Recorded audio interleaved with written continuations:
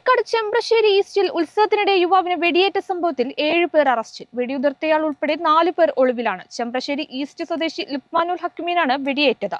ഉത്സവത്തിനിടെ കോടശ്ശേരി സ്വദേശികളും ചെമ്പ്രശ്ശേരി സ്വദേശികളും തമ്മിലുണ്ടായ സംഘർഷമാണ് അക്രമത്തിൽ കലാശിച്ചത്.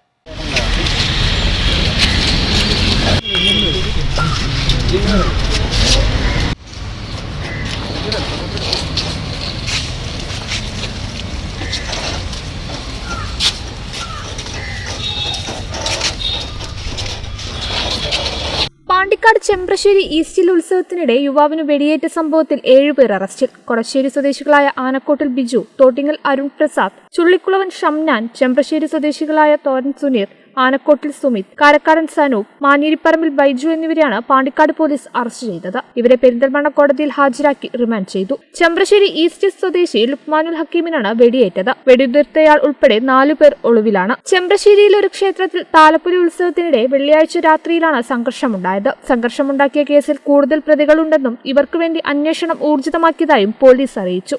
ഗുരുതരമായി പരിക്കേറ്റ ലുക്മാൻ കോഴിക്കോട് മെഡിക്കൽ കോളേജ് ആശുപത്രിയിൽ തീവ്രപരിചരണ വിഭാഗത്തിൽ ചികിത്സയിലാണ്. കോടശ്ശേരി സ്വദേശികളും ചെമ്പ്രശ്ശേരി സ്വദേശികളും തമ്മിൽ ഒരാഴ്ച മുൻപ് നടന്ന ഉത്സവത്തിൽ ചേരി തിരിഞ്ഞ് 2 വിഭാഗങ്ങളായി ചീട്ടുകൾ നടന്നിരുന്നു. ഇതിനിടെ സംഘർഷമുണ്ടായി. ഇതിനെ തുടർന്നുണ്ടായ വൈരാഗ്യമാണ് വെള്ളിയാഴ്ചയിലെ സംഘർഷത്തിൽ കലാശിച്ചത്. സംഘർഷത്തിനിടെ ലുക്മാൻ വെടിയേൽക്കുകയായിരുന്നു. Perinthalmanna DYSP Premjith, Pandikkad CI C Prakash എന്നിവരുടെ നേതൃത്വത്തിൽ ASI ഉണ്ണികൃഷ്ണൻ, ഷമീർ കരുവാരക്കുണ്ട്, സജീർ, രജീഷ്, ഷൈജു കരുവാരക്കുണ്ട്, സജി, റാഷിദ്, ഷാജഹാൻ, സജിത് കുമാർ, അനിത എന്നിവരാണ് അന്വേഷണ സംഘത്തിലുണ്ടായിരുന്നത്. കേരള വിഷൻ, പാണ്ടിക്കാട്.